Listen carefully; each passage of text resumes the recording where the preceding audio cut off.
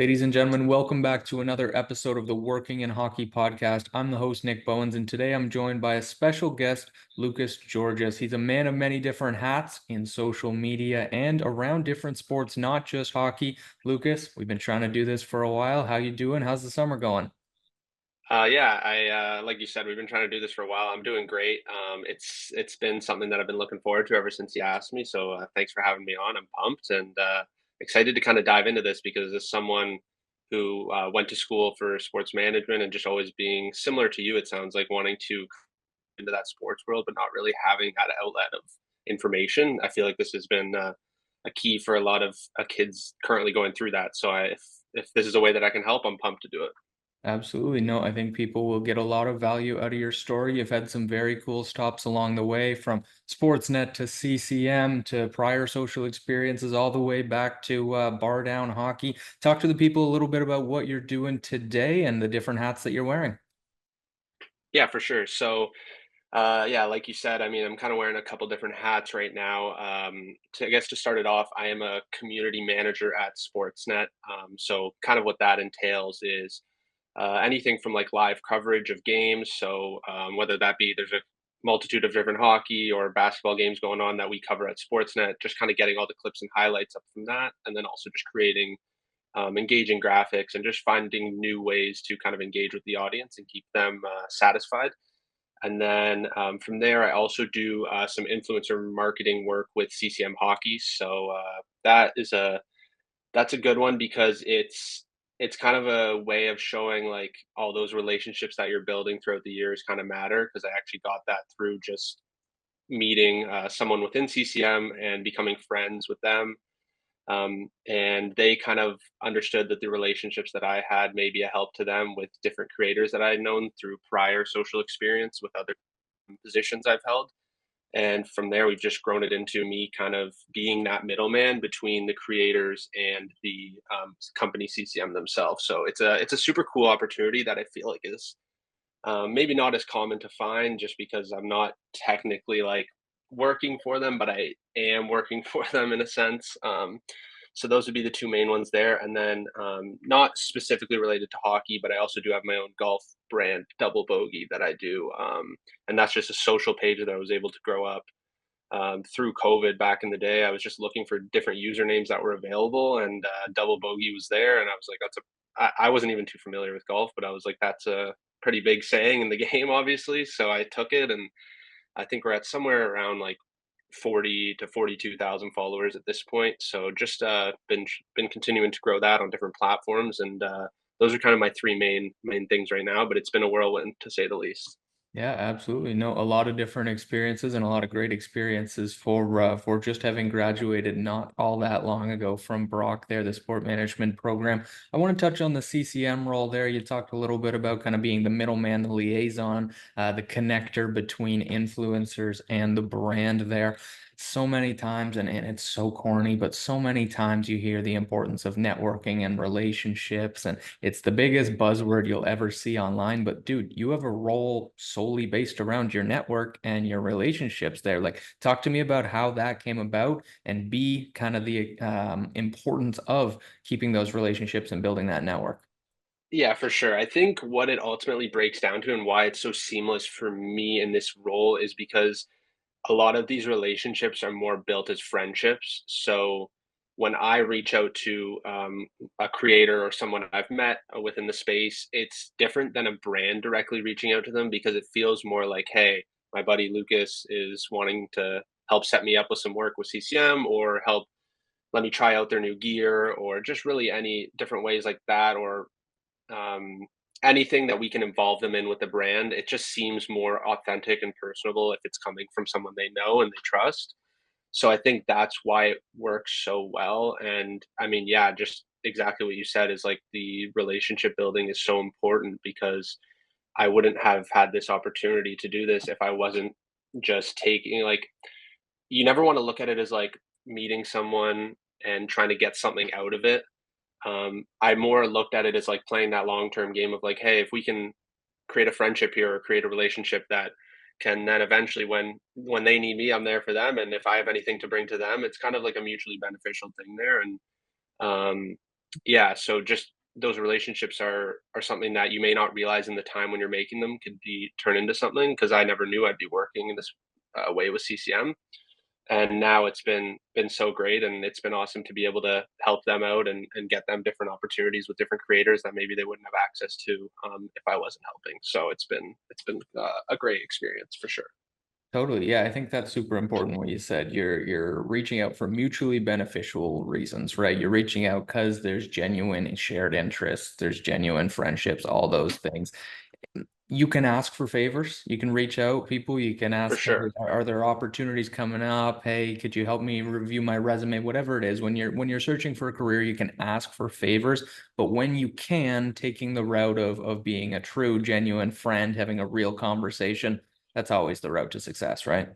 Yeah, for sure, and it's been cool to work on so many different, opportunities and event. I know we've held, CCM Hockey House in the past, where that's another cool one where Mhm. it's like bringing everyone together in the space, and that's just another example of like if all these creators know each other already too, right? So if it's coming from me and I'm able to bring everyone together, and last year we did it in Boston and help kind of get everyone on the same page of like, hey, yeah, here's who's coming, and it's not as much like, hey, this corporate brand is reaching out to you and wants you to do some different gig for them or some different opportunity. It's more like, hey, let's go have fun at this event. Obviously, we'll get down to the details of what needs to happen to get you there and whatnot, but it's so much more seamless, and it's kind of like just organizing things with buddies, in a way, and it's been really cool. So I think it is corny to say because it's like everyone just says networking, but like in certain instances, it can be what gets you that opportunity, or it can grow into things like this where I've been lucky enough to work with such a great brand. So it's uh, it's it's not, you don't want to overstate it, but you don't want to understate it either. Yeah, totally. And I'm glad you touched on the hockey house there. That's an awesome initiative that CCM puts on there. We were at the one in Toronto at the Rink of Dreams through Hockey Collective there. And like you said, it's going with buddies. Our bus had Coach Jeremy and some of the BarDown guys and some of the Yeah. Sirius XM and NHL Network. And like you said, when you have that familiarity and comfort and friends there, it makes it awesome. I want to touch on the role with Sportsnet there. I think obviously Sportsnet's a gigantic brand, the rights holder for so many different sports across Canada. Talk to me a little bit about balancing the different sports, your interactions, your engagements, how you go about strategizing for content, how much is reactionary versus kind of thought out ahead of time that you guys are creating and posting. So yeah, I mean, it's really crazy because there's so many different things you have to take into account when you're working in so many different sports, right? Like most of my roles so far have been hockey. So I've never had to really think about, okay, tonight I'm covering hockey and basketball, or we don't have NFL rights per se, but like keeping an eye on what's going on there too, any big news coming out of there, and just kind of really having your pulse on everything sports. So it's you have to know the different storylines, and I think that's something that our team does a great job of. Is a lot of my different coworkers will kind of lay out like for the people that may be on that night working on a shift, may lay out like, hey, this player just got traded, for example, like he's making his debut tonight, like keep an eye on that. Just different things to like really like make it easier on yourself because you're covering so many things at once. You may be on like 10, like I don't know, 6 to 10 games some nights if it's like a super crazy night. So you don't have the ability to like really hone in on what's the most important of each game. So kind of having that laid out for you and working together and having people kind of divvy up like the most important aspects of the night is essential. And yeah, every sport's different, obviously, like I said. So just really being able to understand where a certain sport is one, like if the NBA is in playoffs already and the NHL is still regular season, you might want to obviously emphasize the playoffs that are going on in one league rather than another. So you don't really know essentially what you're logging on for when you're going on for a shift with Sportsnet, but the team is so great there, and everyone that I've worked with is super hardworking and just works together. So it makes it such a fun environment, and it's been a great opportunity. I think I've been there for about 2 years, maybe just a little over 2 years now. So loved every second of it, and when you get to work with people that you really like, everything is so much easier. So it's a great group over there for sure. That's awesome. In terms of logistics for a role like that, what are your shift structures? When are you showing up, clocking in, clocking out? Like you said, you're covering games, so it's not a normal 9 to 5 kind of system there. And how many people are typically online or on shift at the same time with you there? Yeah, so that one is a bit interesting, like you said, where you're not just. I mean, there's different shift times. So, for example, the you could have a morning shift, which would be your typical 9 to 5. That's going to be more technically, you should say, a laid back shift, but you never really know with what news comes out, whether it be trades or anything like that, just general news, but or getting graphics out and whatnot.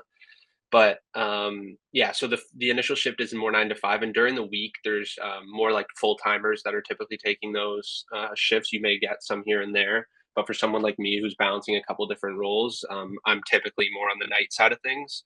So the night side of things starts at 5 p.m. and you actually go until 1 a.m. So you are working pretty late, but some of those games on the West Coast will go until like 12:30, 12:45, and I've even seen games take me into like past 1 a.m. before. So that's kind of the structure there in terms of the shift timings, and you're most of the time on a regular night, maybe just on with one other person, if it's not too crazy. But if it's a pack night, I mentioned this before we talked earlier, and I was on for that Frozen Frenzy night that we had this year for the NHL, and I think we had about four of us on that night. So it really just depends on the slate of games that's going on, and what we have on the network that night.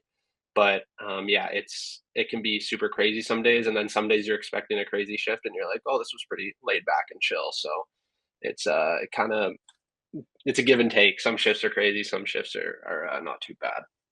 And I'm always curious with bigger companies like a Sportsnet, with Hockey Collective, it's just Pat and I, like we know each other's tone, each other's humor, how we're gonna frame things when we're posting things, when we're captioning, etc. When you're at a big company like Sportsnet, so many people, different people have the login, so many different people can hit send on a tweet or a post on Instagram.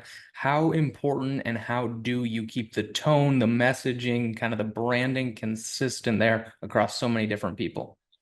Yeah, I think that's a great point because as someone who's worked on so many different like social profiles and just different sports and whatnot, it is really different for each person. And when you work with a bigger brand like Sportsnet, for me, they kind of when I initially joined, they kind of had a tone and a way that they liked about going about uh, captioning things and speaking through to the fans and the audience.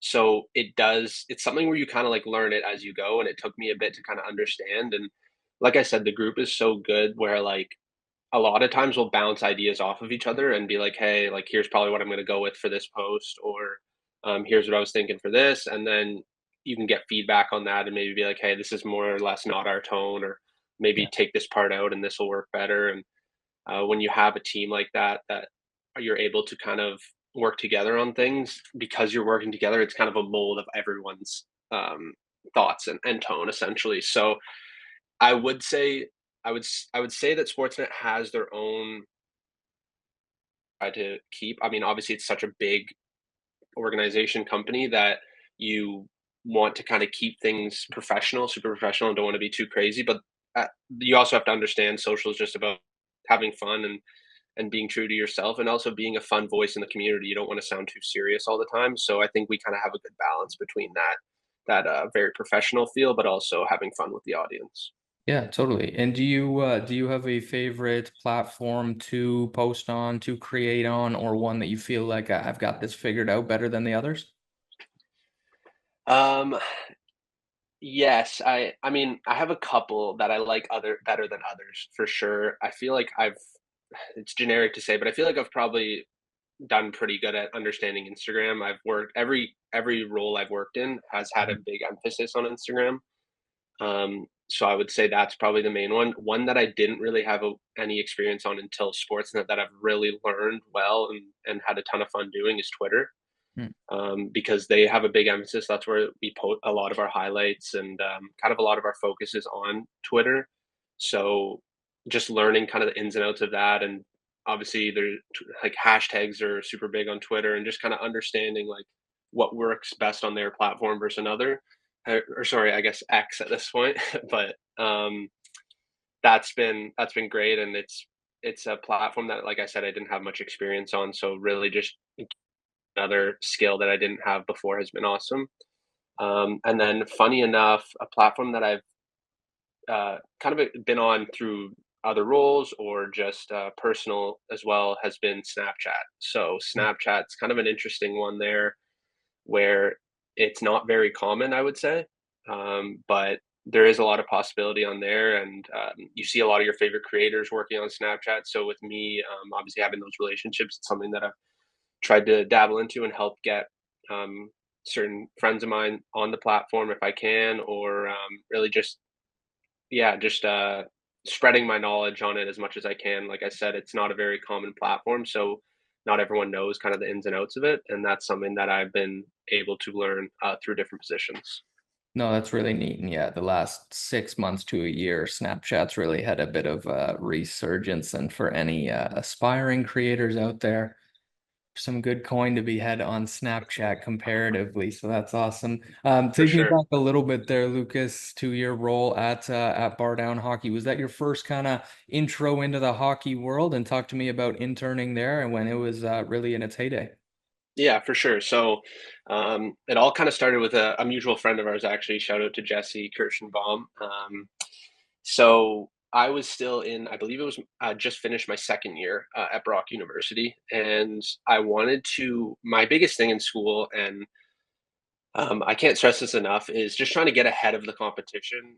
By a lot of people will wait till the end of their or maybe their third year or end of their fourth year to get into these internships and start really like gaining that experience. And for me, it was something where I was like, I don't want to be like taking a jump when I get out of school just to an internship. Like I want to be able to be finish school and be like, hey, I've already done an internship or two. I'm ready full-time job. Like I'm ready to kind of jump right into it. So while I was still at school during I think it was like March at near the end of the year, I was just looking for different opportunities, and I would search like hockey. Like I would go on like Indeed or LinkedIn or whatever it was, and just search hockey. Like I was just trying to find anything in hockey that I really wanted to do. And me being a kid living in Oakville, that's where the brand was started, and I'd seen it growing up playing minor hockey, going to all these hockey stores. I remember buying like a bar down tank top back in the day.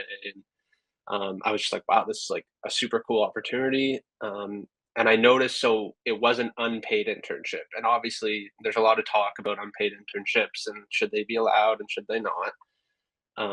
But for me, being someone who was still in school, and it was almost kind of like a part-time internship, but you were there most days, but it was kind of a thing where you weren't putting like it wasn't like your everything for the summer being put into this. So you still their point was they wanted you to still have time to do another part-time position if you wanted to. And so I essentially applied to the posting, and I was like, I don't know, this is gonna be a competitive one. Like it's bar down hockey, and obviously like a lot of kids are probably in the same position as me, seeing this, being like, wow, I'd love to do this. For me, my only experience at the time was working at Pro Hockey Life, which I mean, as a kid in high school, that's probably one of the better jobs you can have. That was super fun to do, and I wasn't sure, but then I got a call from Jesse actually, letting me know that they wanted to chat with me over the phone and just kind of get a sense of me as a person. And I had a chat with Jesse, and it went great. And he kind of ran me through what they're looking for in this position, and kind of seeing if that was what something I would be interested in. And so we ended up obviously going through with it, and it worked out super well. And that was like one of the coolest opportunities for me, which is why I'm happy I took the unpaid internship, just because it was an opportunity to see so many aspects of a business that you wouldn't see in another internship. So, like, just to touch on a couple things that I did there, I mean, I would do anything from packing like online orders to creating different designs for new products coming out to um, interacting with the audience on media. Like, I literally got to touch almost every part of the business, which I don't feel like you can really say about a lot of opportunities these days. And that's why I'm super thankful for that position. And I met now a lifelong friend in Jesse, who we've had quite a good relationship since then. So yeah, I think obviously like we said, unpaid internships are a touchy subject, but the right one can really help launch you into that next aspect of your career for sure. I totally agree. And I think the other element of that that you kind of touched on there is I will always vouch for joining small companies when Yeah, when you're trying to grow and they're trying to grow. Every single company I've ever worked for could be classified as a small company other than like one internship with the Toronto School Board, and I would never do that again. Every opportunity I've seeked out small companies because that's like you said, when you get the opportunity to wear so many different hats, be involved in so many different conversations that if you're, not to single out Sportsnet, but just at Sportsnet as a community manager, you're focused on the community management, right? for You're sure. only on social media. You don't know what's happening in finance, and you don't know what's happening in sales, and that's totally okay because your skill set now today is in social media, and you're able to crush Exactly. that job and know what you want. But when you're first starting out, if you had have only done social media at BarDown, maybe you wouldn't have picked up some of the other skills that you did along the way, right? Yeah, and I think it just goes back to, like you said, finding out what you like. Like, if I only did social media, there would always be that thing in the back of my head of, is this really what I like, or is this all I've done? And like being able to be on, like I said, on different sides of whether it be like, I remember even reaching out to potential clients, being like, hey, like Bardown is obviously involved in like the jersey business and just different team uniforms and track suits, all that kind of fun stuff. And I remember being able to kind of reach out to these schools and be like, "Hey, here's like stuff that, like you said, in a social media position, you're not doing that outreach and the sales and that kind of stuff." Whereas me doing all that, I almost got to be like, "Okay, I've tried this. I've tried, obviously, like I said, doing things like packing orders or creating different designs for products, and it was really for me able to be like from that point, like, I love this social media stuff. Like, this is really what I want to do because now I've tried all these other things, and the one that I am like most at peace doing is social media. I didn't feel like it was a job. I felt like it was like such a cool opportunity to be like engaging with a big, large audience. I think that they must have had around like 80K at that point. And for me, that was like super early in my career, and I was like, this is crazy. Like, this is such a big an account. And I remember when I first got the job there, they followed me back on Instagram, and I was like, "This is the coolest thing." Like, I'm so new to this whole social media game, but I just got a follow back from this like pretty known account, especially in my area of Oakville. So, just really, yeah, I can't stress enough trying out different areas, and whether that be multiple positions. Like, if you're still unsure after taking that first position, don't be scared to try something else, because if you never do, you'll always have that what if. Like, would I have liked doing sales better? Would I have liked being in social media better? And just having that in the back of your head all the time, you'll always be like, that could have been what I really loved, and I'll never know. So, especially while you're younger and you have the flexibility at living at home or wherever you may be, just don't be afraid to try things. And I still think to this day, there's things that I'm afraid to jump into, but I'm happy that I've been able to test out a lot of different things over my career so far. 100%. That's very well said and a great piece of advice for people. You've accomplished a lot in your very young career so far. So, what other advice would you have for somebody maybe graduating Brock Sport Management like you did, maybe looking to get their foot in the door in social media like you have? What other kind of career advice or networking advice would you have for people? I would say first on career advice, perspective is everything, because that's one thing I've struggled with myself is like maybe wondering like, oh, like I'm here, but I wish I was at this next level or at this next role that I'm trying to get to. But when you take a step back and you're like, there's someone out there right now who's probably dying to get where you are. Like, there's someone who sees where I'm at right now, and then maybe they're like, I want to work with CCM. And for me, maybe I'm like, oh, well, I want to take that next step to something else. But like, I'm so thankful for the positions that I've gotten, because with like, when you look at, it's really taking a step back and looking at where you were a couple years ago and being like, where would myself a couple years ago, like, would I be happy with where I'm at now? Yeah. And when I do that, I'm like, me, especially as a kid, like working for a hockey brand such as CCM or working for such a big media outlet in sports is Sportsnet, like, I would be like, "There's no way." Like, that's the craziest thing ever. Like, this is super cool. But like I said, going back to it, it's just perspective's everything. And um, you can kind of be down on where you are, but you can also be like, listen, like, there's people who would kill to get what I have right now. And I think that's the biggest thing that a lot of people forget is it's such a just a rat race. Like, everyone's trying to get to the next step, and sometimes people are pulling each other down just to get to that next step. And it's kind of a dog eat dog world out there. But like, just having that perspective is huge. And just yeah, just being thankful for what you have essentially. And then to go to your next point of kind of more sports management, Brock specific, kind of new graduates coming out of the program or people that are currently in the program, maybe in their first or second year. I would just say don't be afraid to try things, especially in school, because when I was in school, that was when I was able to do that internship with BarDown, and I had a little bit more flexibility at that time in my life where I was just kind of a kid going home for summer. Like, you don't have too much. You obviously maybe get another part-time job if you're doing something unpaid, or these days maybe a lot more opportunities are paid, similar to that. But just not being afraid, because I remember even like a lot of my friends at the time when I was taking that role were like, it's unpaid, but like that's bar down. Like, that's a crazy opportunity, and you get to put that on your resume, right? So when you're applying to, if you're someone who's aspiring to work at MLSE, or you're aspiring to work at or whatever, if you have already that experience at like a pretty well known company, or it can be a smaller company, but something that has very valuable experience, where you're able to say, I ran the social pages, or I was helping with different designs, or I was helping with sales, and you want a sales job. Like, all those little pieces that you can add to your resume are huge for um, next steps and opportunities, which is why I put a big emphasis on trying to get ahead of the pack, because everyone in your class is going to want to be like one upping each other. It's kind of like a competition in that sense, and really just being able to get that step up from everyone, to where when you're out of school, it's like, okay, I can take this person who just graduated and maybe they've done a couple part-time jobs over the summer, but I can also take this person who's just graduated, but they've had 2 internships already, and they have all this experience on their resume. So I think there's never too, I guess the way I'd put it is, there's never too early. It's never too early to start. And that goes for even people in high school. Don't be afraid to kind of get that next step of maybe trying out like something that could lead to, you're never, you have to realize you're never going to jump right into where you want to be for the rest of your life. Like, you need to take those stepping stones.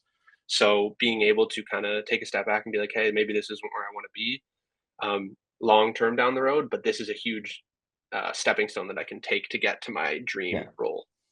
Yeah, no, I think that's very good perspective, as you said there. But Lucas, this has been awesome, man. I think lots of insightful nuggets in there for people looking to get started in their sports career. Like he said, he is a networker, he is a relationship guy. So don't be afraid to reach out to Lucas on socials, guys. Where can they find you?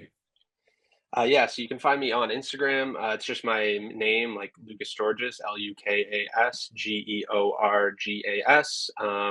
LinkedIn, I'm on there as well. Feel free to connect with me and we can chat.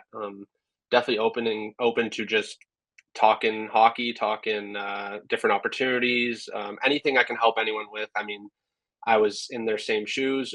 I always loved when other people in the industry, or just people in the industry when I was trying to break into it, would give me a chance to chat and kind of talk about their experience. So feel free to reach out, any of those avenues there. And I really appreciate you for having me on. This has been an awesome time, and I look forward to seeing what you continue to do with this. Awesome. Well, many thanks again, Lucas. This has been a blast, guys. Be sure to check him out on socials. And while you're at it, subscribe to the Working in Hockey podcast.